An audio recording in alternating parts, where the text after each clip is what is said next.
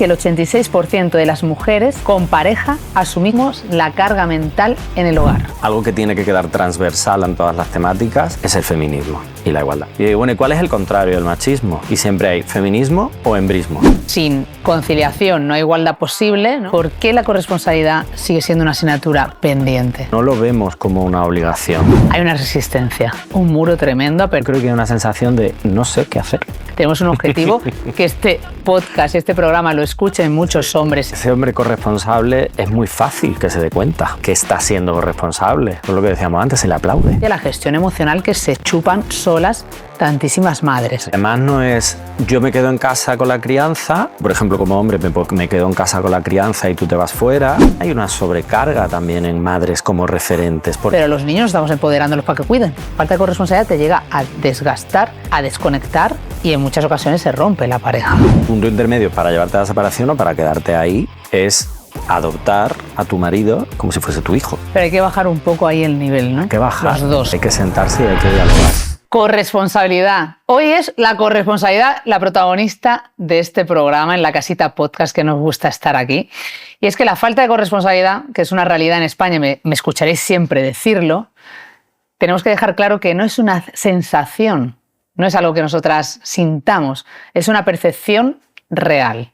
No es algo que de repente subjetivamente creemos, sino que realmente la falta de corresponsabilidad es una realidad en la mayoría de los hogares españoles y nosotros siempre le ponemos el acento de social, porque sin corresponsabilidad social difícilmente podremos avanzar en conciliación y en igualdad, que es realmente nuestra misión de la asociación Yo No Renuncio. Es una realidad además que impacta directamente en la vida de todas las mujeres. Impacta en nuestra salud mental, hablamos mucho en La Casita Podcast de esto, impacta en nuestra carrera profesional y también en nuestra autonomía. Las mujeres seguimos sosteniendo la mayor parte de los cuidados, de la carga mental y de las tareas invisibles. No solo hacemos más, sino que pensamos más, organizamos más, nos anticipamos más. Y os voy a dar uno de los últimos datos de nuestro último informe, El peso invisible de la maternidad, y es que el 86% de las mujeres con pareja asumimos la carga mental en el hogar. Por no decir ya que seguimos haciendo tres veces más horas en tareas doméstico-familiares. Entonces, todo esto nos coloca en un lugar donde quedamos nosotras, ¿no? Cuando hay falta de corresponsabilidad, ¿qué ocurre, no? Pues ese impacto que hablamos de la salud mental que tanto nos preocupa. Y mientras nosotras seguimos sosteniendo todo y seguimos con ese peso invisible que muchas veces nos aplasta, ¿dónde están los hombres? Los hombres siguen entrando en los cuidados de una forma parcial. Muchas veces solo en lo invisible, en lo visible, en lo puntual, en lo que se ve. Y siempre decimos, en aquello que tiene reconocimiento social, ¿no? En aquello que realmente desde el exterior incluso se aplaude. Pero no siempre entran en aquello que sostiene de verdad. Así que hoy queremos hablar de esto, de corresponsabilidad, de qué hemos heredado como sociedad, de por qué a los hombres le cuesta tanto entrar en ciertos roles y de cómo podemos cambiar estas dinámicas en la pareja, porque tenemos un reto importante, y siempre lo decimos las malas madres, quizás mayor reto las malas madres de hijos que de hijas, pero tenemos ese reto de educar distinto a nuestros hijos y nuestras hijas, para conseguir realmente que cambie esta realidad y que el día de mañana ellas no tengan que soportar este peso tan invisible, tan solitario y que al final nos daña tanto.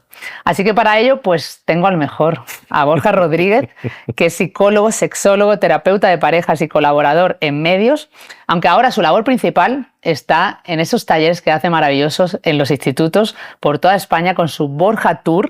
Y hoy con él vamos a mirarnos de verdad en el espejo. Bienvenida al podcast del Club de Malas Madres, capitaneado por Laura Baena, la mala madre jefa.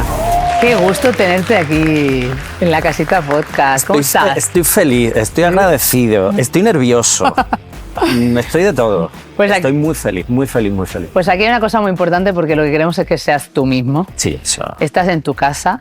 Contigo siempre. Y estás para enseñarnos mucho. Yo quiero decirle a las malas madres cómo te conocí, Borja. Porque realmente estás aquí gracias a mi hija mayor. Totalmente. Es verdad. Estás aquí gracias a Julia, porque Julia tuvo la suerte de recibir uno de tus talleres en su instituto hace un par de años, ¿no? Creo que ya estaba en primero de la ESO, puede ser. Primero o segundo de la ESO. Aparte me acuerdo perfectamente que vino por la tarde. Mamá, te tengo que contar. Ha venido un chico a darnos una charla. Bueno, un hombre diría. Yo no creo que dijera sí, chico. diría un hombre. Ya con estas barbas y estas canas. Ya. Para mí eres un chico. Y me ha encantado porque nos ha hablado de feminismo, de igualdad, y me dio varios tips de los que dijiste y dije, qué guay, porque cómo despiertas. Aunque también te tengo que decir que por tu culpa... Siempre hay un pero cuando hago los talleres. Tengo una hija que me cuestiona constantemente, pero qué bonito. Hombre, es que es la idea. No solo llegar y soltar mis chapas, sino que, si es posible, que aprendan, que se lleven algo y sobre todo que también aprendan a cuestionarse y a cuestionar. Y yo sé que Julia lo hace, aparte desde el cariño, lo hace sabiendo lo que está haciendo y a quién se lo está diciendo. ¿Cuál es tu objetivo cuando entras en una clase de instituto, Borja, a dar uno de tus talleres? ¿Cuál es el objetivo y cuándo te vas contento, cuando sientes que ese objetivo se cumple? Mi objetivo siempre con los talleres es, sobre todo, cada taller dura 2 horas, son muy intensos. Yo siempre digo, y se lo digo a los chavales y las chavalas, que se diviertan, que aquí venimos a divertirnos y a pasarlo bien y, si es posible, a aprender. Pero que la idea es que lo pasemos bien. Entonces es verdad que yo utilizo mucho el humor, que utilizo mucho las bromas, me meto mucho con ellos y con ellas, juego mucho, porque mi idea es desde el humor ir entrando en los temas más serios, que muchas veces ya parten desde cierto rechazo, porque bueno, cuando entras en un aula, en mi caso 3º o 4º de la ESO bachillerato, y decir vengo a hablar de igualdad, vengo a hablar de feminismo, vengo a hablar de masculinidades, ya hay cierto rechazo. Entonces yo intento siempre entrar pues, desde el humor, desde el buen rollo, y ya a partir de ahí luego deconstruir unas cosas y construir otras. Pero mi objetivo siempre es parte desde ahí, y luego dependiendo de la temática del taller, pues lo que vamos viendo, lo que siempre, además lo hago en todos los talleres, algo que tiene que quedar transversal en todas las temáticas es el feminismo y la igualdad. Eso siempre tiene que estar, siempre. Y a partir de ahí construimos. Pero hablábamos el otro día, justo en el Congreso de Coeducación de Andalucía, en el que di una charla, se hablaba mucho, se puso sobre la mesa el miedo que hay a hablar de feminismo, de usar la palabra feminismo y de cómo estamos siendo cómplices un poco de tapar esa palabra, ¿no? Y dejar de mencionarla. Sí. Tú la mencionas. Sí, claro.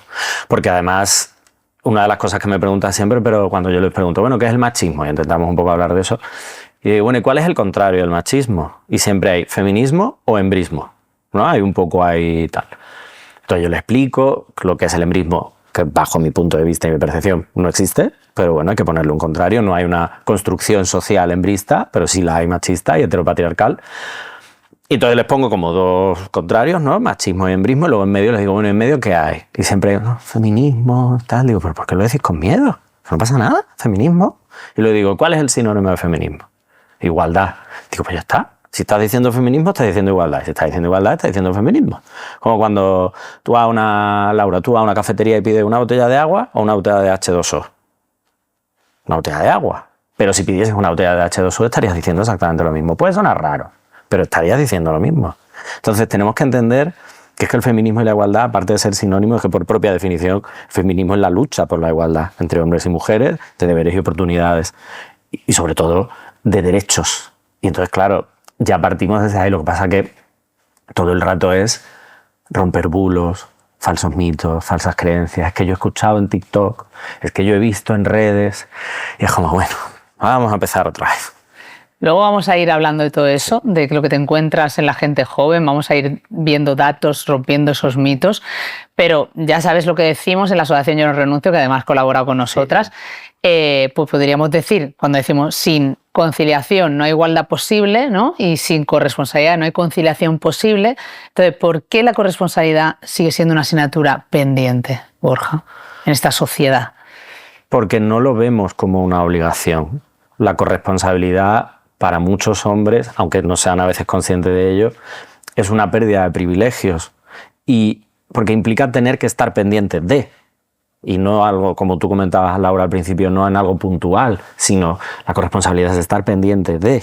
Ahí hay que estar observando, hay que estar mirando, hay que estar en lo visible y en lo invisible. Hay que programar, hay que pensar. Y claro, en general a los hombres la sociedad no nos ha enseñado esto. Entonces, para nosotros la corresponsabilidad es, pues sí, echarte una manilla, hacer un algo de vez en cuando. Ayudarte. Que tú te quieres ir de viaje, no pasa, tú vete, no te preocupes, que yo me lo quedo. Que tú no te agobies, que yo me quedo con los niños. Y luego yo voy, mira qué bueno soy, que he dejado que mi pareja se vaya de viaje, estoy aquí con los niños y todo. bravo, tal. Y es como, no, cariño, es que eso es lo que tiene que ser. Entonces, yo siempre digo que no nos hace mejores hombres ayudar en casa, poner lavadoras, recoger al niño y a la niña. Nos hace seres humanos funcionales, que no nos hace más. Yo no necesito que me aplaudan, es mi bienestar también. Y por supuesto el de la gente que me rodea. Pero eso no cala ni en general los hombres, pero tampoco en la sociedad, porque al final los cuidados y todo lo que hay alrededor de los cuidados siempre han sido labores de mujeres y labores muy feminizadas. Entonces no llega. Y mira que luchamos y que lucháis desde la asociación también, pero es que no llega. Porque en el fondo estamos renqueando un poquito, no nos estamos sumando todavía, muy, muy poco a poco. Hay una resistencia, un muro tremendo a perder esos privilegios, como tú dices, a decir, claro, es que si yo empiezo a encargarme, a sostener, a estar pendiente de, todo no entra en la agenda. No entra a lo mejor no entra una carrera profesional Exacto. tan potente, a lo mejor no entran los partidos de pádel, a lo mejor no entran 4 días de CrossFit, a lo mejor no entra la cervecita de los jueves o de los viernes después del curro, a lo mejor la formación no entra un el partido de fútbol, no entra la peluquería, no entra echarme mis cositas, no entra ir de punta en blanco, no entra muchas cosas. Entonces, claro, al final yo siempre, el día tiene 24 horas y pasa igual, ¿no? Tú pasas de estar soltero o soltera a tener pareja y muchas veces los colegas es como, hay que ver que ya no te vemos el pelo, hay que ver que... Porque es que el día sigue teniendo 24 horas. Lo que tengo que hacer es repartirme mejor, entender que habrá cosas que tenga que espaciar, otras que no, añadir cosas buenas y nuevas a mi vida. Pero claro, al final todo requiere, no quiero decir una renuncia, pero sí un readaptar cosas. Y entonces, claro, al final, esa sensación como de pérdida, por un lado, de esos privilegios, pero también yo creo que hay una sensación de no sé qué hacer, no sé cómo hacerlo.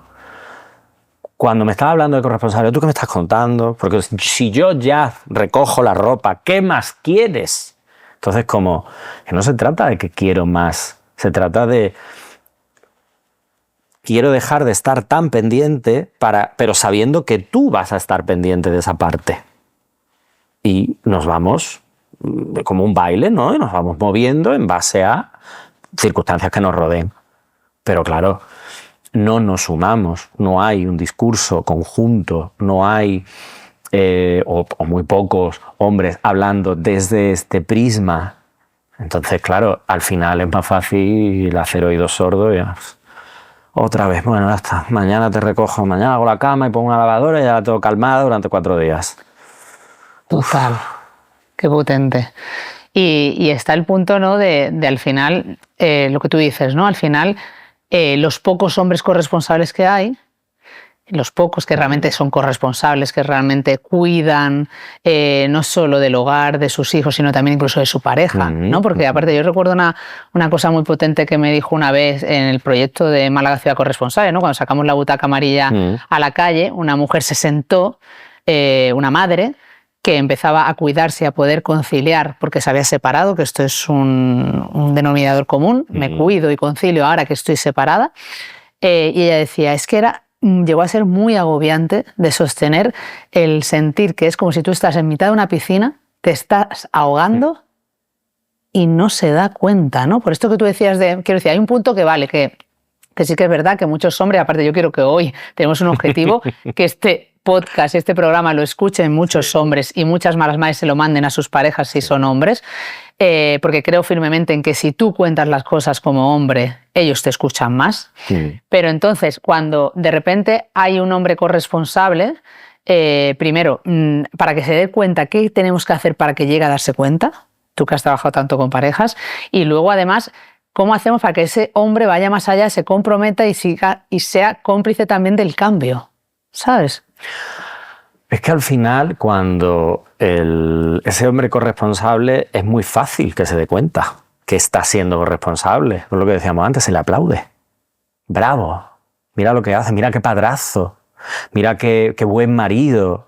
Pero tiene una contrapartida, que puede ser, ¿no?, que dentro de su grupo de colegas se convierta en un calzonazos, porque te tiene dominado, hace contigo lo que quiere.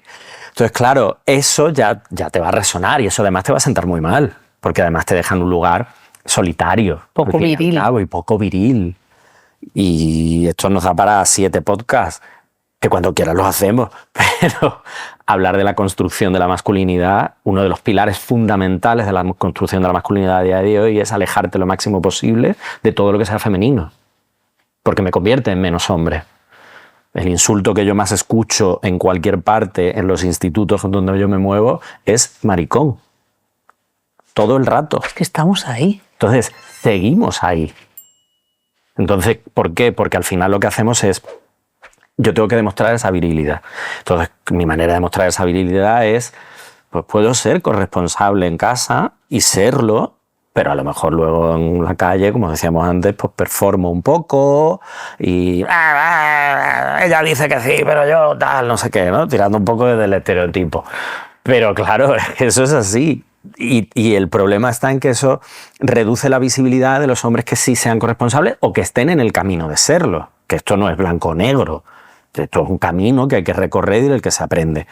Claro, lo ideal sería que si yo tengo un colega que me suelta una burrada, una machirulada o algo -3 de corresponsable, pues yo le diga, colega, no. O sea, por ahí no es, esto no puede ser así, tú no puedes hablar de esta manera. Pero claro, eso me señala.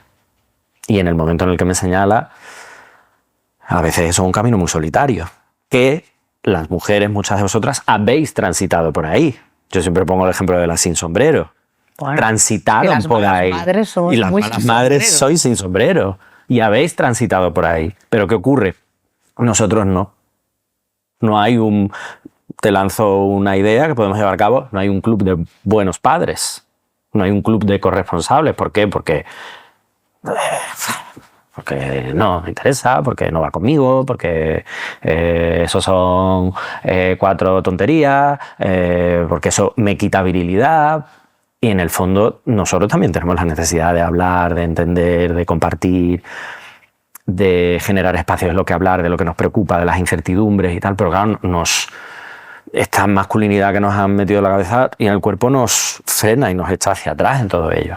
Incluso hay una parte de que nosotras, incluso nosotras, somos cómplices de perpetuar ese rol masculino. Te lo digo, por ejemplo, ¿cuántas veces escuchas a madres decir, es que a él esto no se le da bien? Es que lo de él gestionar las emociones de los niños o hablar con ellos o calmarles y tal, estas son cosas que es que a ellos no les sale, ¿sabes? Y parece como que nosotras vengamos ya programadas con la gestión, que aparte, porque cuando hablamos de corresponsabilidad no es solo la parte visible, como decíamos, también la invisible, que toda esa parte sucia, fea, de planificación, de noches sin dormir, de enfermedades, de acompañar a los médicos, a los requerimientos, organizar las vacaciones. Quiero decir, podríamos hacer una lista tremenda y enorme, pero además también está, cuando van creciendo y llega la adolescencia, la gestión emocional que se chupan solas tantísimas madres, ¿no? Y que parece que ese espacio es que no está permitido el hombre o el padre, ¿no? Y nosotros no lo llegamos a creer, ¿no? Entonces, toda esa parte también es lo que tú decías, ¿no? También sí que las necesitáis abrir ese espacio los hombres a las emociones también. Pero es muy cómodo no tener ese espacio, claro, porque hace que yo no necesite moverme. Si yo tengo a mi pareja al lado que se encarga de lo visible, de lo invisible, de lo sucio y de lo limpio, y además yo tengo mis espacios personales, mi gimnasio, mi tiempo, mis lecturas o lo que necesite, arriesgarme a perder eso y tener que implicarme es un poco complicado. Y luego, por otro lado, no es una alfombra que esté sucia, claro. Si hay un niño y una niña en el suelo llorando, o unas notas que hay que firmar, o un niño y una niña que hay que recoger en un colegio, o cualquier cosa, eso hay que hacerlo así. Eso no tiene una espera. Entonces, claro, pues ya lo hago yo. Claro, ya lo hago yo. Total.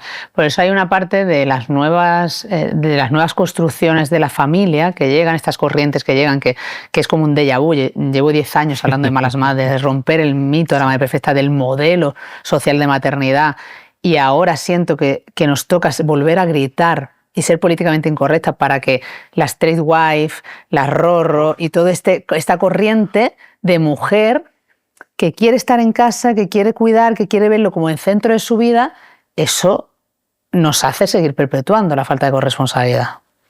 Sí, porque además no es yo me quedo en casa con la crianza yo, por ejemplo, como hombre, me quedo en casa con la crianza y tú te vas fuera. Es una inversión de roles que, bueno, podríamos incluso debatirlo, pero aquí estaríamos hablando de volver otra vez a un estado de pre-malas madres, por decirlo de alguna forma, en el que hay que volver a luchar otra vez por trabajar fuera de casa, porque criar, cuidar, estar ahí es un trabajo invisible, pero lo es, y no remunerado. Pero claro, al final es como volver a eso, otra vez. Y yo siempre digo que qué privilegio, porque para estar ahí, yo siempre digo, ¿qué privilegio te está dando? ¿Qué privilegio hay ahí que tú no quieres soltar?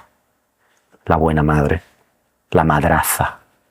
Mira la que lo ha dejado todo por sus hijos. La que quiere más, claro. La que quiere más. Entonces, claro, es difícil luchar contra eso. Claro, luchar contra eso. Porque aparte nos toca esas construcciones nuevas que vienen pisando fuerte. Tocan en lo que más nos duele, el amor de una madre. El amor de una madre, la culpa por no ser una buena madre, el delegar, el buscarte 10 minutos para ti, en lo que tú has contado muchas veces, la hora de encerrarte en un baño, el decir quiero viajar, quiero salir, quiero un gimnasio, quiero tener tiempo para mí, aunque sea para estar sin silencio en un sofá. Pero claro, eso a veces ya no solo por la culpa, sino que en el fondo es como, pues yo voy a volver al rol primario, al rol de continuar perpetuando esta manera de criar, esta manera de estar en el mundo en el que el centro de mi universo es ser madre y la maternidad. Y el hijo. Y el hijo, que es con lo que lleváis luchando mucho tiempo.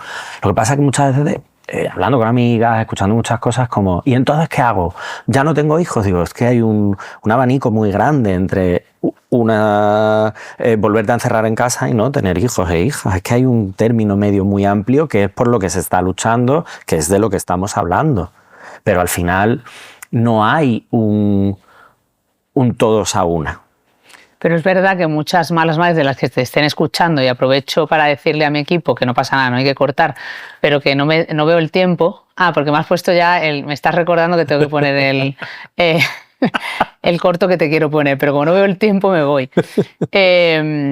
No, que muchas malas madres que te están escuchando al final se sienten tan sumamente agotadas. Normal. ¿Sabes? Es como agotadas por un lado porque en el trabajo no tienen corresponsabilidad, no le dan flexibilidad, no le permiten permisos, pese a que sea por ley, cuando su hijo o su hija enferma, miran en casa, tienen una pareja que por más que le diga, es como, dime qué hago, ya lo hago, pero ya sabemos esas frases, y entonces de repente es fácil decir, tiro la toalla y me quedo en el rol de cuidadora y de madre, renuncio, aunque no sea renunciar al trabajo completo, pero cojo una reducción de jornada, empiezo a quedarme pequeñita en mi independencia económica, ¿no? Y empiezo a depender de toda la sociedad, y entonces ahí es difícil salir de ahí, ¿sabes? Es como difícil. Entonces, bueno, es un poco también para quitarle peso a las madres porque es muy difícil. Es muy complicado. Pero con lo que decíamos, ¿no?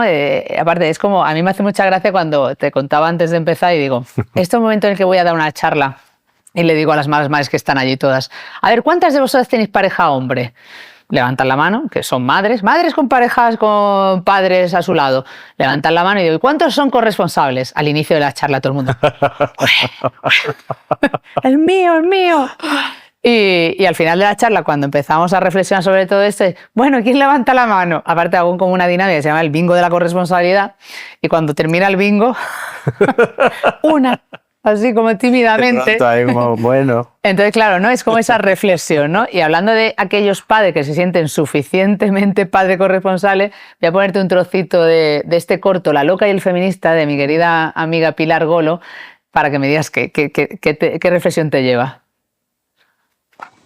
O sea, hago todo lo que puedo, ¿vale? Y lo hago lo mejor que sé hacer, y lo mejor que puedo.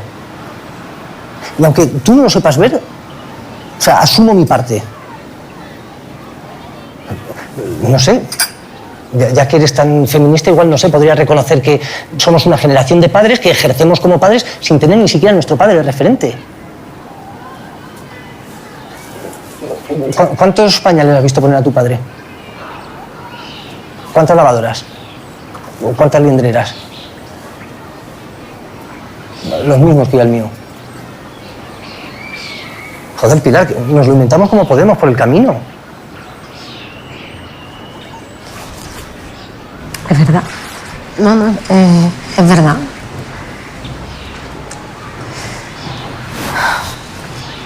Pero eso no quita para que asumas de verdad lo que te toca.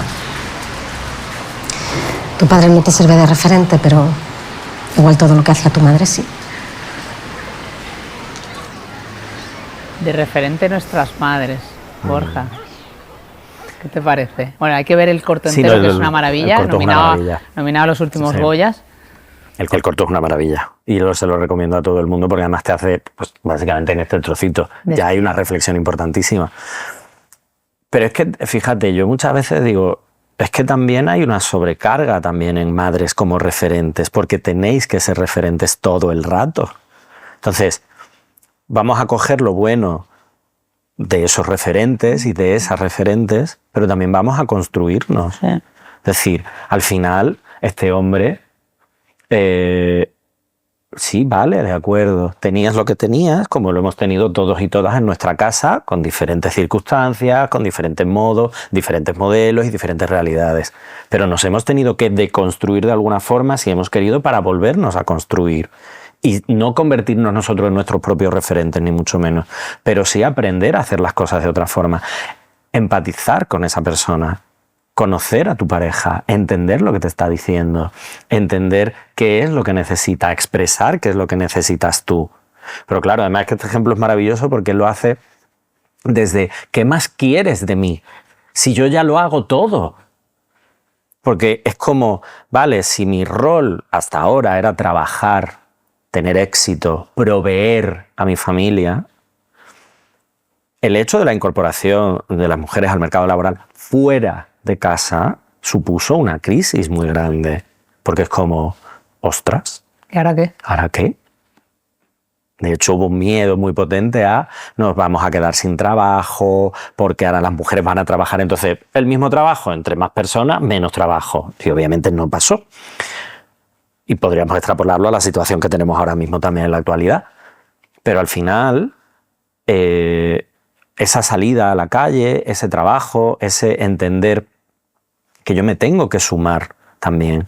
Pero no se trata de, es que yo ahora, ¿qué tengo que hacer? Hay un bebé ahí, hay un niño, una niña adolescente ahí. ¿No sabes? ¿Realmente tú no sabes lo que hay que hacer? ¿Qué ocurre? Que es cierto que muchos no lo saben. Porque no hay. Nadie se lo ha contado y nadie se lo ha explicado. Y podemos decir, es de perogrullo. Es que a lo mejor no lo es tanto. Había una cosa que has dicho antes, que es muy cierta, que a las mujeres siempre se les otorga, por supuesto, los roles cuidadores y demás, ¿no? Pero es que eso se aprende. Vosotras no traéis eso de fábrica. Vosotras podéis tener un instinto maternal de protección. Pero, como digo yo, los cambios de pañales, los biberones, la ropa, las lavadoras, tal, eso se aprende. Anda que no sufrimos cuando nace el bebé y de repente se le cae el cordón umbilical y dices tú, pero eso está bien o está mal. Cuando tú le vas a cortar las uñas... ¿Cómo le vas a bañar el primer día? Esas uñitas. Exacto. Ese cambio de pañal. Es decir, ¿Cómo va? Nosotros sí que llevamos en nuestro ADN, en nuestra construcción social y en todos los siglos que llevamos detrás, esa presión de que tenemos que saber. Exacto. Y eso nos lleva a sobrevivir y a hacerlo lo mejor que podemos. Y a observar. Sí. Y entonces yo observo cómo cuidan. También. Y además... Exacto, porque me va a tocar. Porque me va a tocar. Y además, esto, que hay mucha gente que dice que esto ya no pasa y que no sé qué, yo lo veo todos los días en los institutos, a una niña de 3, 4, 5, 6 años se le regala, entre otras muchas cosas, un carro y un bebé. Total. Es decir, me están dando juguetes a los que tengo que cuidar como me están cuidando a mí. Por lo tanto, yo ya ahí estoy desarrollando cuidados, empatía y responsabilidad. Total. Total. Eso es una cosa que en psicología se llama juego simbólico, que es aprender roles adultos, cosas adultas, siendo peque. Al igual que cuando te regalan un disfraz de policía, pues te crees policía, o un disfraz de Superman, te crees Superman, pues cuando te regalan un carro y un bebé, haces exactamente igual. Total. ¿Qué ocurre? Que si solo les regalamos el carro y el bebé a la mitad de la población, pues la otra mitad no aprende. No aprende y no desarrolla la empatía, la observación, el cuidado, la protección. La responsabilidad. La responsabilidad. Que es de lo que se trata. Que es de lo que se trata. Entonces, estos son roles básicos, Sí. aprendizajes básicos para la vida y para la propia supervivencia de la especie. Hay una... Esto además que me encantó y estuve mucho tiempo reflexionando acerca de esto. Lo diré. Margaret Mead, que es una antropóloga, era una antropóloga que falleció, y ella, creo que fue en los años 60, ella daba clases en la universidad y le preguntaron cuál fue el inicio de la civilización, digamos. Y entonces ella devolvió la pregunta a la clase. Y casi todo el mundo, pues una herramienta, un tal, no sé qué. Y ella dijo, no, el inicio de la civilización es un fémur curado de hace 15.000 años. Porque para que ese fémur se curara y esa persona sobreviviera, hubo gente que se tuvo que encargar de cuidar a ese ser humano. Porque tú antes tenías una herida, te pasaba algo, tú no puedes cazar, pues te tengo que dejar aquí y te mueres. ¿Qué hacen los animales en la selva? Muy pocos sobreviven cuando están realmente heridos y los abandonan a su suerte. Entonces, ese inicio de la civilización, de la humanidad, entendiéndola desde este punto de vista, son los cuidados. Entonces, si la mitad de la población del mundo no aprende a cuidar, estamos abocados al fracaso. Qué potente.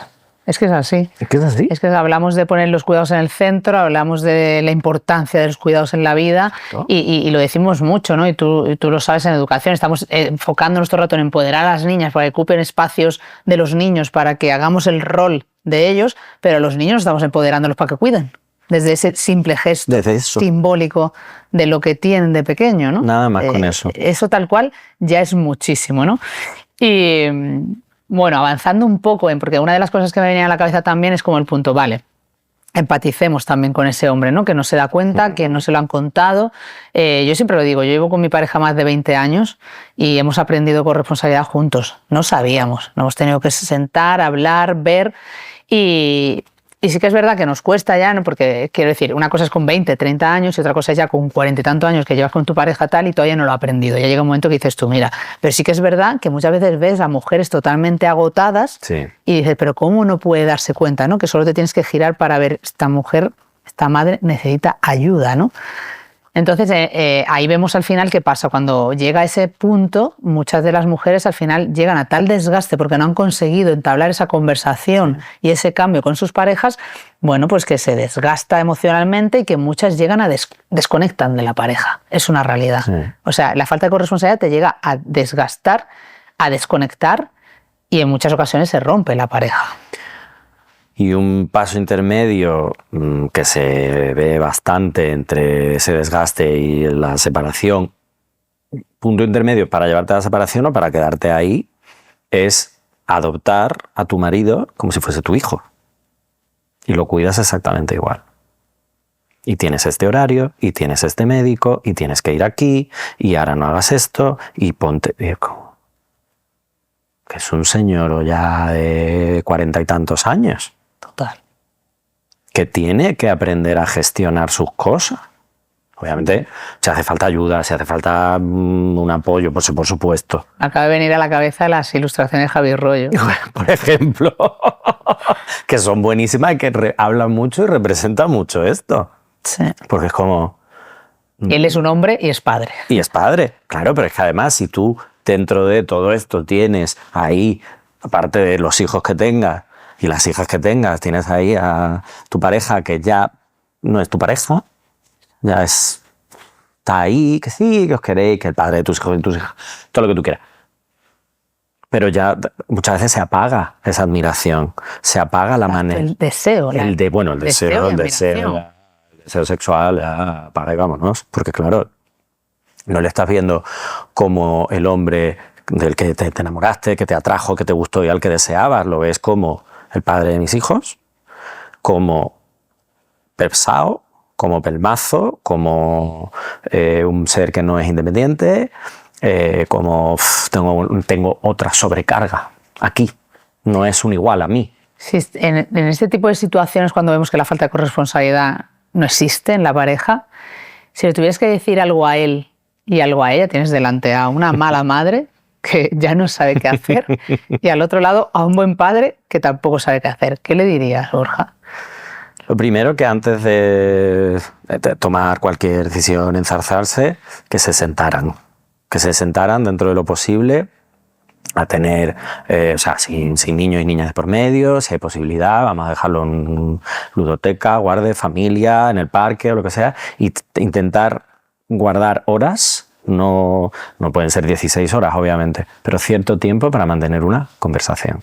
Es decir, ¿qué nos está pasando? ¿Qué necesitas tú? ¿Qué necesito yo? ¿Qué es lo que sientes tú cuando me estás viendo? ¿Qué es lo que siento yo cuando te veo a ti? Que estoy derrengada y aún así no te veo levantarte del sofá. O tengo que insistirte, tengo que pedírtelo todo el rato porque no... me miras pero no me ves. Entonces ahí... Y al contrario, en el caso de ellos es exactamente lo mismo. Es decir, deja de estar, observa, detén la mirada y pregunta qué es lo que necesita, en qué te puedo acompañar, que no lo digo por ayudar, sino en qué te puedo acompañar, cómo podemos hacer esto juntos dentro de las circunstancias, los horarios laborales, las dificultades económicas, los colegios, todo. Porque claro, hay que meter todo en esa urna. No podemos sacar a la pareja de ese contexto, que eso también hay que tenerlo muy en cuenta. Las circunstancias. Las circunstancias sociales, las circunstancias familiares, económicas, laborales, todo eso influye. Como cualquier persona que no tenga hijos e hijas o que esté simplemente soltera. Pero hay que bajar un poco ahí el nivel, ¿no? Hay que bajar. Los dos. Hay que bajar, hay que sentarse y hay que dialogar. Y eso a veces es incómodo, a veces es duro. Pero es que si realmente queremos construir, lo ideal de todo esto sería hacerlo antes. Antes de tener esos hijos e hijas, sentarnos, cariño, y tú, esto y yo, ¿cómo lo gestionamos? ¿Esto cómo se puede hacer? Eso sería lo ideal. No, pues yo quiero que vaya a un colegio privado, pues yo quiero que vaya a uno público, ya, pero que el niño ya está aquí. Ahora como no, pues yo lo quiero bautizar, pues yo no. Pues el niño ya está aquí. ¿Qué hago yo con el niño? ¿Lo devuelvo? No. Entonces, pues, obviamente tú no puedes trazarlo todo. Sí. Pero sí, sí unos valores comunes. Unos valores comunes, una idea de corresponsabilidad común, una idea de independencia común. Y cuando hablo de independencia no solo hablo, por supuesto, de vida, sino hablo de no necesitar que tú me digas que hay que poner una lavadora porque el cesto se sale de la mierda de ropa que tiene. ¿Qué miedos crees tú? Porque claro, al final yo creo que cuando un hombre da el paso a deconstruirse, a cuestionarse, a intentar cambiar ese modelo de corresponsabilidad que está sosteniendo, que no tiene ningún sentido, y cuando la mujer también intenta dar el paso a cuidarse, a mirar un poquito más por ella, a salir de ese círculo de lo hago yo todo, salen miedos, ¿eh? Sí, salen miedos, sale culpa, sale soledad, sobre todo de los hombres. Salen los sustos habituales de algo nuevo, de los cambios, que es cualquier proceso de cambio. Hay miedo, claro, lógico, te estás enfrentando a algo diferente que te saca de tu sitio y de lo que tú eres. Pero claro, es que eso es parte del aprendizaje. Hay que sostener esa incomodidad. Claro. Y no huir. No huirla. Hay mucha gente que habla de transitar. A mí me gusta mucho ese verbo, transitar esa incomodidad. Es decir, ¿qué está pasando aquí? Porque las relaciones de pareja y las paternidades y las maternidades hay que construirlas, hay que evaluarlas, hay que reevaluarlas, hay que cambiarlas, porque como sistema, digamos, familiar, todo va cambiando. Y las circunstancias te pueden cambiar de un día a otro, y no es lo mismo llevar 2 años de casado que 20, y no es lo mismo tener un hijo o una hija de 2 años que de 15, las necesidades son distintas, los tiempos son distintos. Que la paternidad, la maternidad junto con una relación de pareja es una cosa muy complicada. No, y me gustaba mucho lo que decías al inicio un poco de ese baile, ¿no? Y en ese baile del que hablabas, creo que nosotros también tenemos que aprender de ellos cosas que nos cuestan, ¿no? A ser más prácticas, a mirar más por nosotras, a no sentir tanta culpa, ¿no? Y ellos tienen que aprender mucho también de nosotras, ¿no? Porque al final estamos con una responsabilidad muy grande que es cambiar los roles a la generación que viene. Y entonces ahí quiero entrar en esa parte de la herencia cultural, de ese modelo que están aprendiendo nuestros niños y nuestras niñas, porque claro, al final están viendo, vale, imagínate, están viendo a un padre que no está corresponsabilizándose lo suficiente y están viendo a una madre eternamente agotada que no llega a todo, ¿no? Y ahí tenemos que equilibrar para que tengan un buen modelo donde construir, ¿no? Y entonces, claro, ahí llegamos a la parte de los jóvenes, que quiero indagar un poco, ¿no? Te quiero dar ese dato, ¿no? Que es tan impactante de 2024, de que el 29% de los jóvenes chicos entre 15 y 29 niega que la violencia de género exista, piensan que es un invento ideológico, y de ellas, 1 de cada 8 chicas. O sea, esto es algo que tú constatas perfectamente en tus charlas, en tus talleres. A diario. ¿Y cómo reflexionarías sobre este dato? Y lo pongo sobre la mesa porque al final la violencia de género es la punta del iceberg de la desigualdad, es el mayor acto de injusticia social, pero es muy simbólico, ¿no? Este dato. O sea, dice mucho de la sociedad que estamos construyendo. Dice mucho de la sociedad que estamos construyendo, dice mucho de lo que se ha hecho hasta ahora, de lo que falta por hacer, y también dice mucho de algo que quizás sí hemos hecho mal. Durante todos estos años, los últimos 15 años sobre todo, se ha trabajado la prevención de la violencia de género, porque había que hacerlo así, por la urgencia que había de intentar acabar con esta lacra, enfocada en la protección. En el ten cuidado, protección, protección, protección, protección, protección. A las víctimas, tanto a las mujeres como a los hijos y las hijas menores. Y esto había que hacerlo así. El problema ha venido cuando se ha visto que la otra parte, que es la de los hombres, no estaba siendo interpelada y nadie se dirigía a ellos. Nadie. ¿Qué ha quedado y qué ha calado? Vosotros sois los malos, vosotros sois los malos, vosotros sois los malos, vosotros sois los malos. Y ellas tienen más derechos que nosotros. Cuando yo pregunto, por ejemplo, en los talleres, bueno, después de un rato tal, ¿quién de esta clase es machista? Y yo levanto la mano. Claro, se quedan así. Profe, ¿tú? Digo, claro. Ah, no, nosotros no. Digo, vale. Digo, ¿qué entendéis por lo que estoy preguntando? Debatimos un poco y tal. La conclusión suele ser que ellos no pegan a sus novias, que ellos no son machistas porque tienen una madre. Digo, ok, y que eso es gente loca. Y entonces yo les pregunto, digo, vale, no, bajad la mano, ya está. Digo, ¿quién de esta clase ha dicho o ha pensado alguna vez de este es un maricón, esta es una puta? Y ya hacen todos así, y todas así. Digo, pues esto es machismo. Digo, lo que pasa es que esto es una cosa que se llaman actitudes machistas. La violencia de género es la parte alta y visible del iceberg, pero esto es actitudes machistas. Y tú lo que estás haciendo es decirle a esa persona que, como no encaja en el estereotipo de lo que se supone que tiene que ser en tanto a las relaciones sexuales, por ejemplo, lo critico y lo rechazo. Claro, pasa igual al contrario, ¿no? El chico en los institutos que se lía con quien quiere, tal, puto amo, el campeón, el máquina, tal.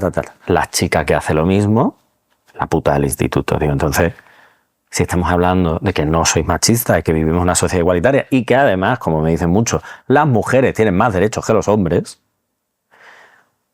porque esto que es un acto concreto, un hecho concreto, no se ve igual para unos que para otras. Y entonces ahí empezamos un poco a deconstruir. Se ha quedado la idea de que machismo es pegar y que machismo es violencia. Que lo es. Pero ¿qué ocurre? Que para llegar hasta ahí han tenido que pasar muchas cosas antes. Y en esas cosas son las que tenemos que poner la mirada. Claro, y también a la vez también se ha quedado solo con una idea de violencia. Violencia física. Pues claro. Claro, violencia psicológica, ¿no? Violencia de poder. Violencia de poder, violencia ambiental. Claro, que ya el insulto es una violencia, claro. Que incluso controlar el móvil a tu chica para ver qué mensajes le llega es violencia, compartirse la ubicación como se están compartiendo los adolescentes. Todo eso son herramientas, son actitudes de control claro. Que entran dentro de la violencia machista. ¿Qué pasa? Que me dicen mucho, es que ellas también lo hacen. Y esto es un debate que tenemos. Es un debate complejo. Es un debate muy complejo. Porque ellas también, al final, están imitando actitudes? Porque hemos hablado mucho de prevención de violencia, prevención, que había que hacerlo. Pero no has hablado de cómo mantener relaciones de pareja sanas, cómo resolver los conflictos de una manera adecuada, cómo entender que los celos como emoción que existe, es natural que existan como emoción, pero lo importante es qué hago yo con esos celos, si te lo controlo a ti y te digo que tú dejes de vestir así o te mando la ubicación del móvil o con quién estás hablando, o me los voy trabajando yo poco a poco. Va normalizándolo, Borja. Claro. Has hablado de un gran mito, que es el mito este de, bueno, lo acabas de decir, ¿no? El mito de la violencia machista, de que nosotras, las mujeres, tienen más derechos, sería un gran mito, ¿no? Que tienes que deconstruir y romper Sí. en los institutos. Sí. También el de las denuncias falsas, que también creo que te llegará. Y también el de not all men, ¿no? But always a man. Son los grandes mitos, ¿no? Quiero decir, al final sí que es verdad que está contaminando esos titulares las aulas. Sí, me río porque es que justo, literalmente, la semana pasada, un chaval de cuarto de la ESO me dice: Borja, ¿tú estás de acuerdo con eso de que no todos los hombres, pero siempre es un hombre? Y yo, claro. Es la realidad. Estaba esperando que dijeras que no. Claro, porque además, como yo entro en los talleres como entro, con el humor y con las coñas y tal, Sí. se piensan que yo voy a hablar de los problemas que tenemos los hombres por culpa de las mujeres. Y yo lo que hago es hablar de los problemas que tenemos los hombres entre los hombres por el hecho de habernos socializado como hombres, que es el gran problema. Entonces, obviamente, siempre es un hombre. Y siempre es el hombre que está ahí, ya sea ejerciendo o ya sea siendo cómplice de ese ejercicio. Que ahí hay parte del problema, también muy grave, que es cómo nosotros nos protegemos entre todos. Entonces a mí eso me convierte en un cómplice. Total. Entonces, muchas veces, pero es que las mujeres, digo, que sí, que las mujeres no son seres de luz. No tienen por qué ser seres de luz, mejor dicho. Que hay días que son malas y no pasa nada. ¿Cuál es el problema? Digo, pero el problema es ya meter que como ha habido alguien que ha usado mal una ley o que ha usado mal un recurso, ya ese recurso no sirve, ya esa ley no funciona y ya todas las mujeres son unas cabronas. Digo, ¿por qué no os enfadáis igual cuando una persona, me da igual la que sea, del color que sea y de donde sea, defrauda Hacienda? Porque te está quitando dinero a ti, me está quitando dinero a mí. Por ejemplo. Además necesitamos, Borja, esto es una realidad, y con todos los casos que están saliendo, tan oscuros, tan duros cada día, de abuso sexual, de agresiones, de violencia, niños, niñas, o sea, es que cada día tenemos una noticia horrible. Necesitamos más hombres que den la cara y denuncien públicamente Claro. esas situaciones. Quiero decir, es muy triste, por ejemplo, un 8M, un 25N, ver esas calles cada vez más vacías en las manifestaciones y con tan pocos hombres. Quiero decir, porque al final es necesario, necesitamos hombres como tú que den un paso al frente, necesitamos aliados de verdad, ¿sabes? Pero que ejerzan desde la acción, ¿sabes? Porque al final es una realidad. Quiero decir, para mí, yo te necesito a ti, necesito a Octavio Salazar, necesito a Alberto Soler, necesito a esos hombres comprometidos que de vuestro lugar reconocéis el machismo, como yo también reconozco mi herencia machista, pero intentamos cambiar la realidad y dais voz a otras masculinidades.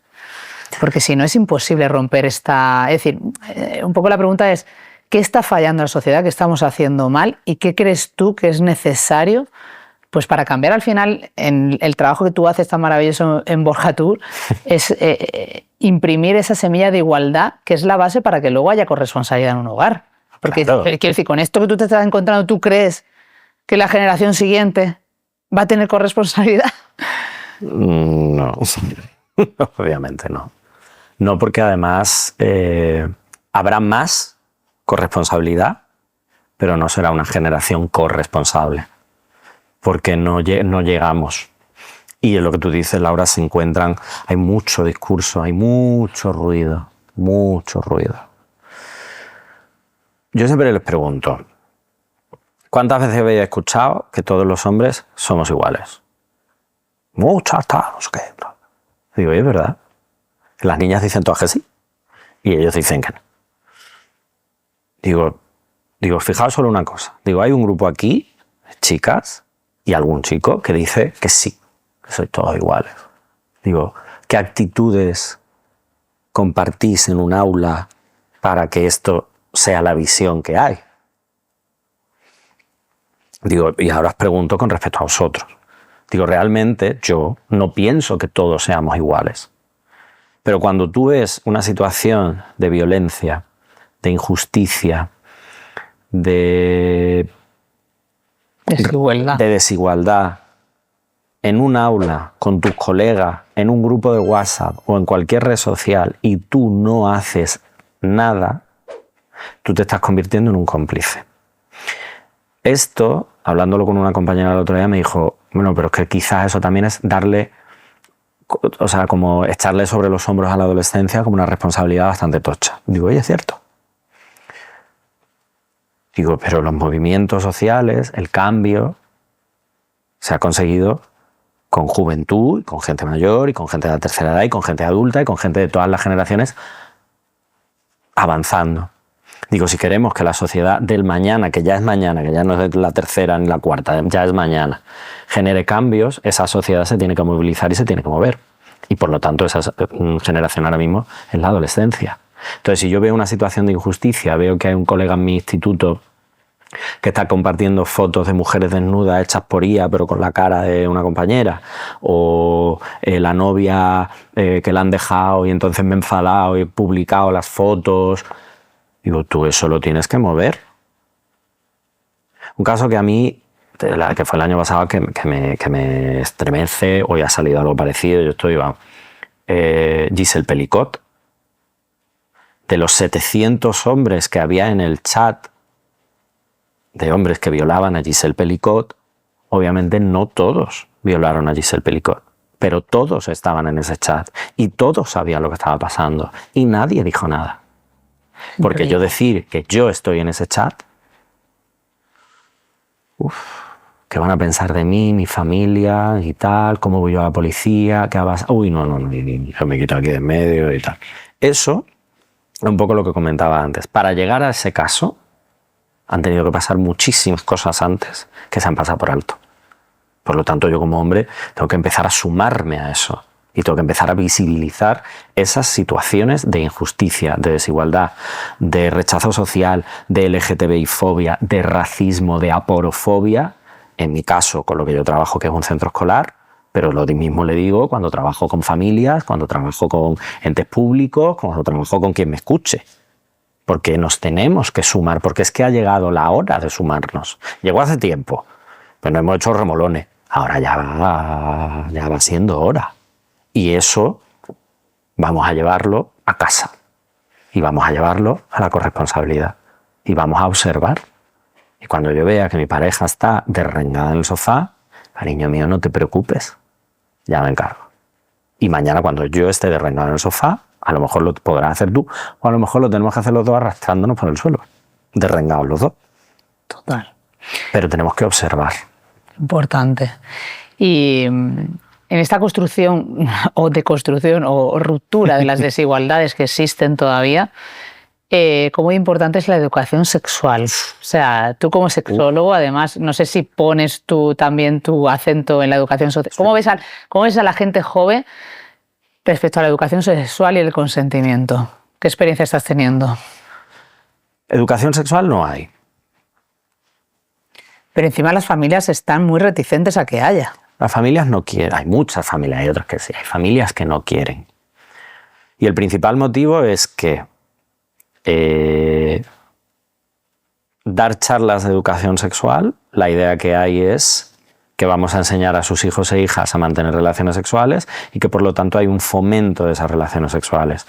Al igual que cuando hablamos de salud mental y prevención del suicidio en un centro escolar, es como un efecto llamada, y al igual que cuando hablamos de prevención de la LGTBI-fobia en los institutos, vaya a ser que el niño o la niña salga gay o lesbiana del instituto. Esto es la principal razón. Y a ver qué le van a contar. Qué surrealismo. Es surreal absoluto.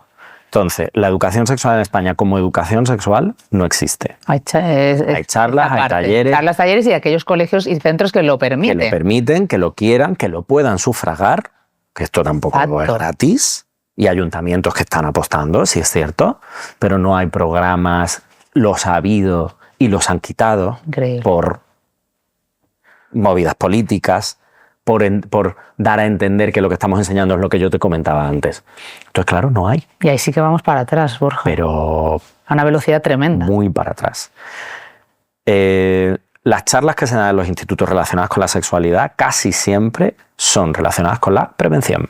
Ten cuidado, ten cuidado, ten cuidado, ten cuidado, ten miedo. Condones, embarazos no planificados, infecciones de transmisión sexual. Estamos ahí. Estamos ahí. ¿Qué pasa? Eso es un extremo. ¿Qué hay en el otro extremo? El porno. Total. En medio hay un hueco que se llamaría o debería llamarse educación sexual integral. Porque, bueno, la prevención es una parte de esa educación sexual, pero es una parte, no el todo. ¿Qué ocurre? Que como no existe esa educación, el porno se va comiendo eso. Como no existe esta educación en el centro, nos dejan a las familias solas. Exacto. Entonces las familias ni tienen formación y muchas no quieren. Con lo cual ese niño o esa niña no tiene derecho a una educación integral en sexualidad. Y yo entiendo que, bueno, que como padre o madre pues te puede dar cosas a hablar según... Bueno, y no solo cosas, es que también te digo que no tienen los recursos y la formación. No hay formación, es cierto. Entonces, claro... Pero claro, el porno está siendo la escuela. El sexo. Claro. Entonces, y además, en un centro escolar, lo bueno y lo maravilloso de trabajar en un instituto es que está toda la diversidad. No te tienes que ir a la calle. Toda la diversidad de orientaciones afectivo-sexuales, de religiones, de razas, de credos. Que es precioso para trabajar. Es precioso para trabajar. Es que lo tienes ahí. Para aceptarse, para entenderse. Para entenderse. Entonces, como lo tienes ahí, sería facilísimo hacerlo. Entonces, qué bonito sería. Sería maravilloso. ¿Qué ocurre? Que hay miedo, que no se hace, que una charlita de un día. Entonces, claro. Sin entrar muy de lleno. No vayamos a entrar. Entonces, ¿qué ocurre? De todo esto, el 30% de los adolescentes en España no tiene ni siquiera la charla sobre prevención. Es decir, su único recurso para, entre comillas, aprender sexualidad es la pornografía, internet o lo que me cuentan mis colegas. Claro, ahí es que la sexualidad no es solo prevención. ¿Dónde queda ahí el consentimiento? ¿Dónde queda el placer?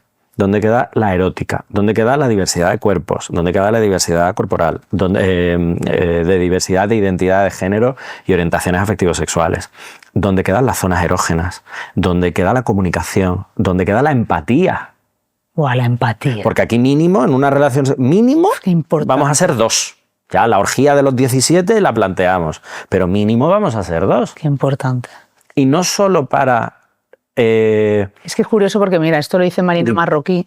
Marina Marroquí habla precisamente de esto, me está viniendo el flash, de que ella habla de que los niños y las niñas a los 9 años, que es la edad media a la que acceden al porno de manera casual, lo hacen antes de haber desarrollado la empatía. Claro. Entonces, claro, es muy fuerte. Es que es muy fuerte. Y no solo la empatía de que no te duela o que estés a gusto, que por supuesto también. La empatía de preocuparme por tu placer. No es solo a mi movida. Bueno, es que eso lo podemos llevar a las parejas. Claro, no, por eso te lo estoy diciendo. Te doy el dato de mis queridas malas madres, que en nuestro último estudio, El peso invisible de la maternidad, quisimos indagar en esto, y es que 9 de cada 10 han disminuido sus relaciones sexuales a partir de la maternidad. Y además la falta de corresponsabilidad nos lleva, con esta falta también de relaciones sexuales, nos lleva a dar el paso muchas veces a la ruptura de la pareja. Claro. Quiero decir que cómo de importante es al final el sentirte cuidada, querida por la pareja para también pues, tener unas relaciones sexuales afectivas sanas. Es que si tú y yo estamos todo el día discutiendo con tensiones en casa, aparte del propio cansancio de la maternidad, de los trabajos, de la vida diaria, y nos ponemos ahora aquí a tú y yo darnos cariñitos, pues mira, cariño, no. No, es que esto no funciona así. El deseo es una cosa que hay que alimentar, el deseo es una cosa que hay que llamar. Y cuando yo hablo de relaciones sexuales no estoy hablando de tener necesariamente que meternos en una cama.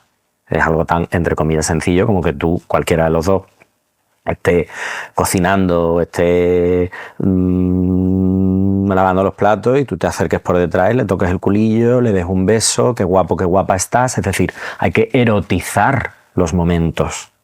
Pero para eso yo también tengo que verte a ti y tengo que ver cómo estás tú, y para eso necesito la empatía, para entender no solo tu bienestar fuera de las relaciones sexuales, sino también para preocuparme por tu placer, preocuparme y ocuparme de tu placer. Entonces, la sexualidad, entre otras muchas cosas, incluye eso. Y, por supuesto, el consentimiento. Entonces, cuando yo hablo de consentimiento, en las aulas se quedan con él, sí o no. Ya, el permiso.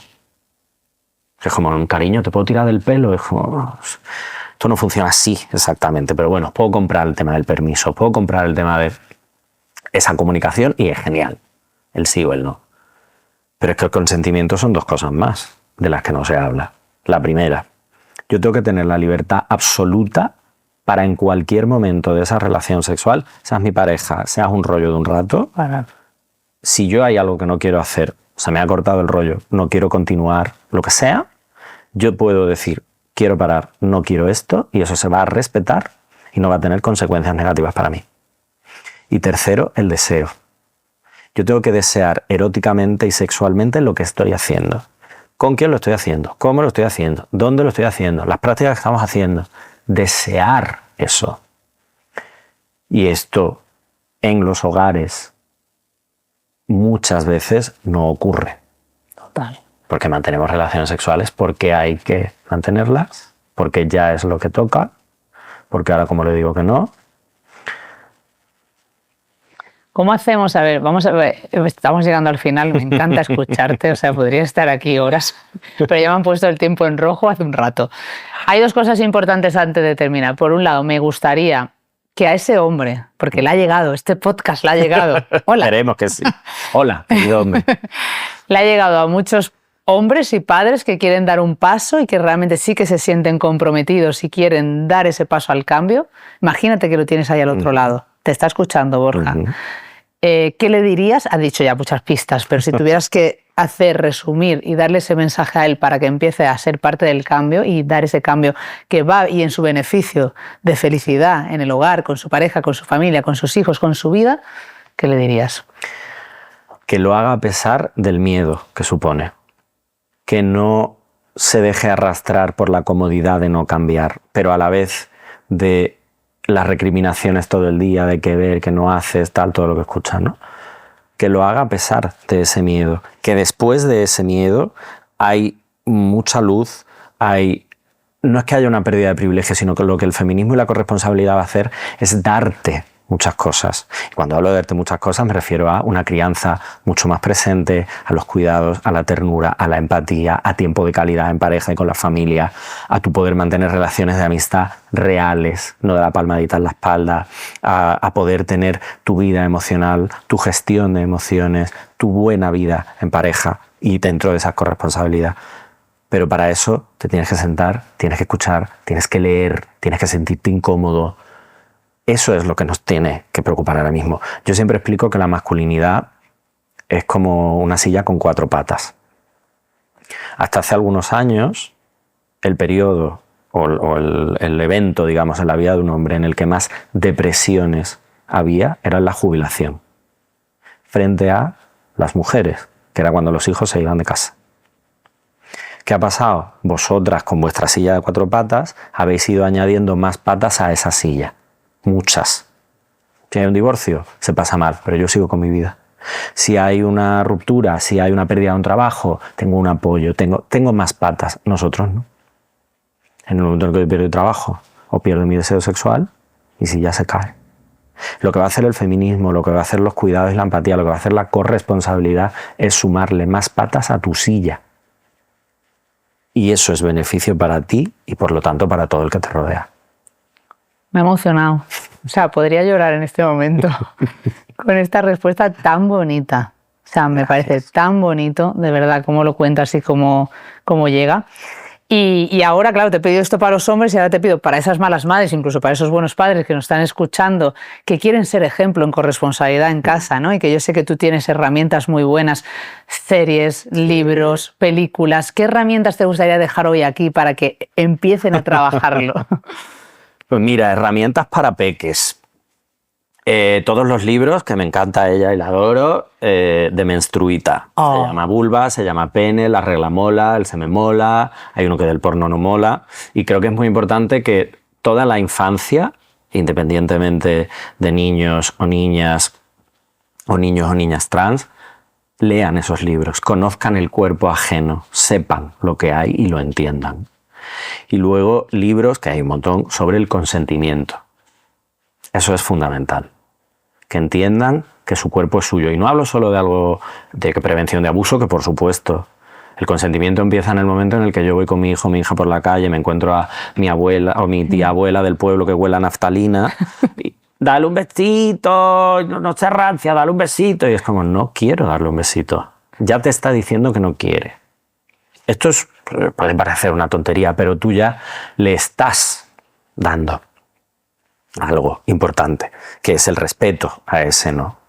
Y luego pues series que conocemos todos y todas, Heartstopper, Sex Education, Merlí, La Edad de la Ira, de Nando López, tanto serie como libro, al cual adoro y admiro. Yo he tenido la suerte de trabajar con él en La Edad de la Ira y en otra serie que os voy a recomendar de él y de Estelle, que está en A3 Media Player, que se llama Red Flags. Que habla precisamente de todo esto. ¿Verdad? ¿Me contaste que trabajaste en esa serie? Sí, detrás de cámara, eso sí. Ya acompañando, asesorando, pero qué bonito es cuando desde la audiovisual cuentan con expertos. Porque además, para darle sentido. Claro, y sobre todo, Laura, porque vemos que es que la adolescencia está deseosa de ver y leer otras cosas que no sean las de siempre o las nuevas que hay ahora, que no voy a nombrar, que promueven los mismos roles. Esas trilogías eternas. Eternísimas, por convertidas favor, en series. Estos chacos. Y se los beben, que me encanta que lean, por favor, hay que leer. Pero vamos a leer otras cosas también. Entonces yo creo que visibilizar eso. Y lo guay de esto es que padres, madres, familias, con sus hijos e hijas, pueden ver, pueden compartir, pueden leer esos libros, pueden intentar aprender los unos de los otros. No hay nada más bonito que tú le regales a un peque o a una peque ese libro de, por ejemplo, se llama Pene, se llama Vulva, tal, y que tú lo dejes ahí. Y que ese niño o esa niña, pues cuando tenga duda y sienta curiosidad, que lo pueda leer. Es decir, yo creo que al final es cierto que hay un peso muy grande sobre las familias a la hora de educar. Creo que hay muchas cosas que se tendrían que hacer de manera transversal y reglada en los institutos, pero también en los coles, en las guarderías, pero creo que hay herramientas muy buenas que se pueden utilizar en lo audiovisual para acompañar, estar y aprender. Qué maravilla. Pues vamos a por las preguntas rápidas. Vamos a ello. Algo que no es corresponsabilidad y se vende como tal. El 50-50. Total. No existe. Qué poquito hemos hablado de eso. Di por qué. Porque cuando... No, es que todo tiene que ser 50-50. Y ya está. Ya, lo que pasa es que yo a lo mejor en este momento de mi vida, pues puedo dar un 30. Porque tengo un familiar enfermo, porque estoy estudiando unas oposiciones, porque me he quedado sin trabajo. Entonces, es lo que os comentaba antes del baile. Yo sé que yo ahora sé que tengo que apechugar con un 70 y que tú puedes dar un 30. Y luego ya volveremos a reequilibrar. Pero tampoco me puedo acomodar en el 30. Entonces, lo del 50-50, cuidado. Sí, total. Una frase típica que delata desigualdad. Yo no soy machista, pero... Un aprendizaje que muchos hombres aún no han hecho. Los cuidados y la ternura. Yo acabo los talleres, la diapositiva que pongo, con mis redes y tal, y pongo una frase que es hagamos de la ternura la próxima pandemia. Y creo que es ahí a donde nos tenemos que sumar, porque la ternura y los cuidados implican muchísimas cosas. Un gesto pequeño que cambia mucho. 2. Gracias, siempre. Esa persona que te está dando, ya sea pareja, tal, que te está dando el 70, que simplemente no que te dé el 70, sino que por circunstancias, pues esta semana pues, te ha tocado a ti cocinar o tal. Gracias, qué rico, gracias. Es que eso... Jo, yo en este momento que me estoy emocionando, voy a mirar a la cámara y le voy a decir a mi pareja gracias, porque es un gran cuidador. Entonces, gracias. Sí. Que luego dice que nunca le agradezco. Entonces, bueno, gracias por ese arroz, aunque esté pegado.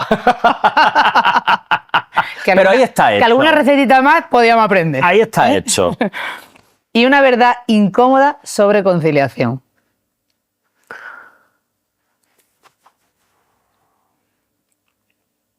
Hablábamos, y tú lo has sacado, ¿no? Como ahora con el tema de Leonardo, las lluvias y tal, ¿no? Ha habido gente que ha tenido que ir a trabajar no teniendo que dejar con sus hijos.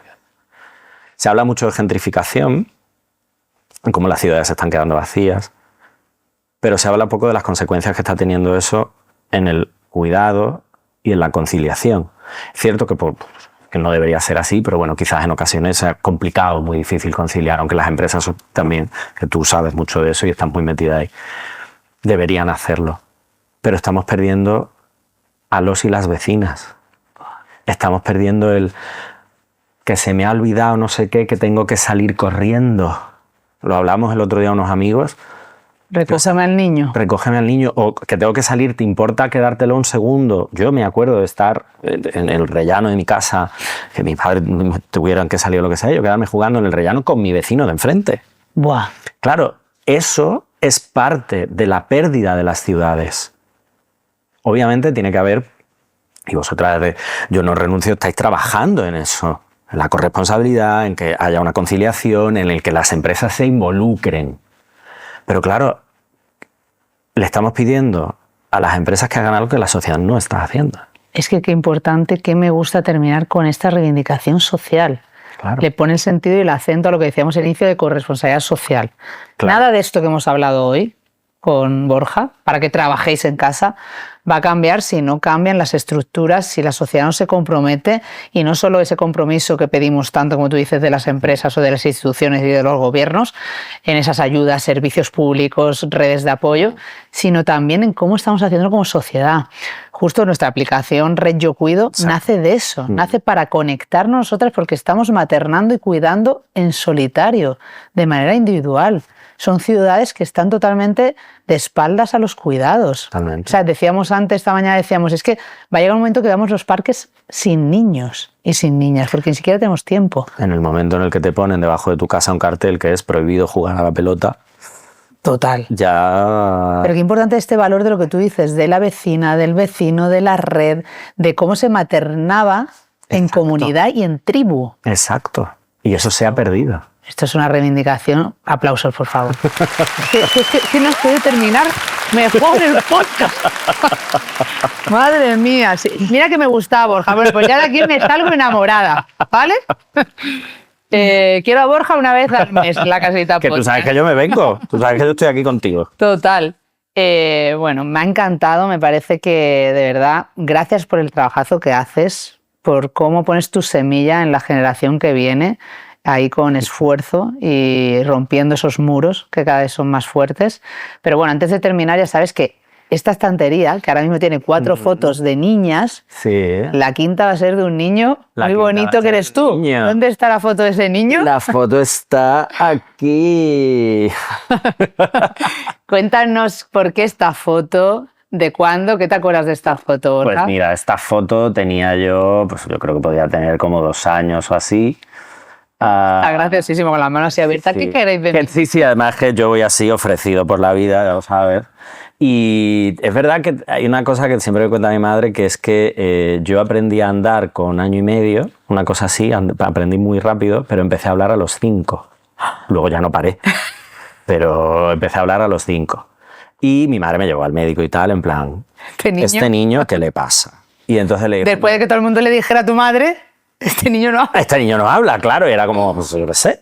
Y entonces, pues espérate, aquí. Estoy ahí, déjala ahí. Está gracioso. Y entonces el médico le dijo, no, él sabe hablar perfectamente y entiende, pero no le da la gana.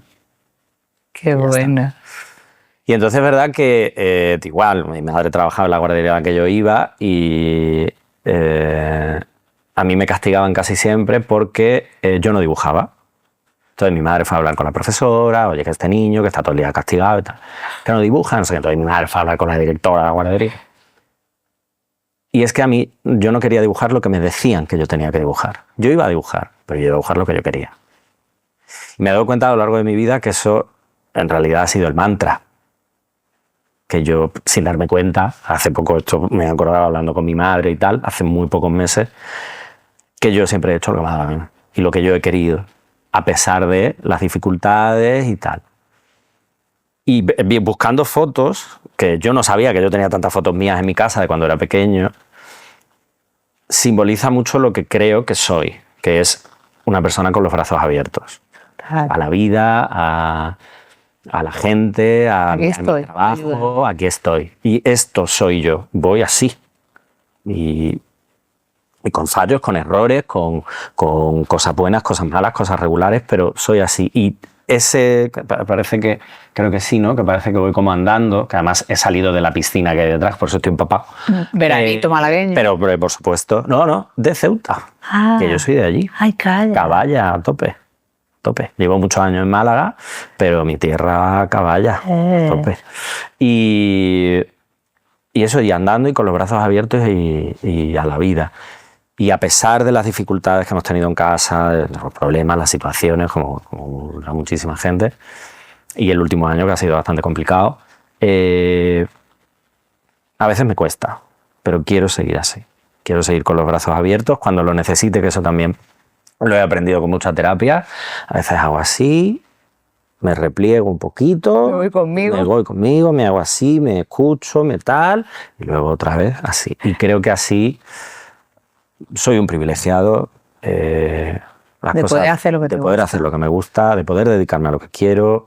Sientes que estás en tu misión, en lo que haces, tu propósito. Sí, totalmente. Ha ido cambiando. Diferentes profesiones que he tenido, casi todas relacionadas con esto, pero ha ido cambiando. Y ahora mismo sí, no sé lo que me deparará. Bueno, estuviste muchos años ayudando, llevando hombres en la cárcel que habían ejercido violencia de género. Tuve 7 años aquí en Málaga, pero trabajando en una fundación en Madrid, Fundación Aspacia, a la que le mando un beso porque fueron unos años de muchísimo aprendizaje. 7 años coordinando grupos de reeducación de hombres condenados por violencia de género. ¿Qué te enseñó aquella época? ¿Qué es lo que más te enseñó? Yo creo que ha sido... O sea, no hay máster y no hay carrera que me dé lo que me dio aquello. Me dio la capacidad para llevar grupos, desarrollé una memoria a corto plazo bestial, porque además los primeros años sobre todo fueron muy complicados, de mucha gente, muchos grupos, mucha información, yo solo. ¿Y te conectó más con el problema y te hizo sensibilizarte más con la causa? Totalmente. Y me hizo entendernos a nosotros. Que no justificar, pero sí entender. Yo tuve allí hombres que el que menor podía entrar eran 18 años y el mayor tenía 82. En los 7 años que yo estuve allí, pasaron por allí 400 hombres. Por mi servicio, digamos, por mi aula. De todo tipo. De toda clase, condición, estudios, nivel socioeconómico, sociocultural, con 3 carreras y 7 máster, con ninguna carrera, ningún máster, todo. Y entonces, problema estructural. Es que es un problema estructural. Es que es un problema social de cómo está construida la sociedad. Y, por supuesto, hijas del machismo, pues el racismo, la porofobia, la LGTBI-fobia y prima hermana muy cercana, el capitalismo feroz en el que vivimos. Entonces yo aprendí muchísimo a entender, a comprender, a empatizar, vuelvo a repetir, sin juzgar, a conectarme con historias de vida muy duras, a llevar grupos, que yo no lo había llevado nunca, a mirar al grupo, no mirarme a mí, que a los psicólogos nos encanta escucharnos, y yo hablo mucho además, pero a mirar al grupo. Tendrás que venirte un día, ¿eh? Dejamos un podcast, esa ventana abierta, que nos cuente esto, que tendrá historias, pero antes de irme, y que me cuesta cerrar los programas, cuando me gusta el invitado me cuesta cerrarlo, estarán diciendo mis compañeros. ¿Qué le dirías a ese niño en esa foto? Uf, ¿Qué le dirías a ese Peque Borja? Me voy a mirar. Que no lo pierda. Que no lo pierda. Qué pesado. Esos brazos abiertos, esos abrazos al mundo y esa sonrisa, que no la pierdas. Que cuando lo necesite, se repliegue, que no pasa nada. Mira, me dicen que no quieren tampoco ellos que se acabe el programa. Ya sabía. Yo sigo. Laura y yo tenemos carrete para dar, vaya, eso te lo claro. Pero nos toca irnos, nos toca despedir a nuestras malas madres, darles muchos besos. Espero que de verdad este programa os sirva como herramienta de reflexión, de empezar a partir de hoy construir una mejor corresponsabilidad en vuestras vidas, de poder enviarlo a todos esos hombres y parejas y amigas y todo el mundo que creáis que le puede ayudar de alguna manera. Ha sido un placer enorme, Borja, y me hace una ilusión tremenda poner este niño con los brazos abiertos al lado de todas nuestras fotos de temporada. Vente conmigo. Voy para allá. ¡Hala! Mira qué bien va a quedar aquí, Mira qué con sus bracitos abiertos. Aquí. Ahí te toca. Aquí voy. Es el quinto de la temporada. Ay, no hay quinto malo. Tenéis Pastori.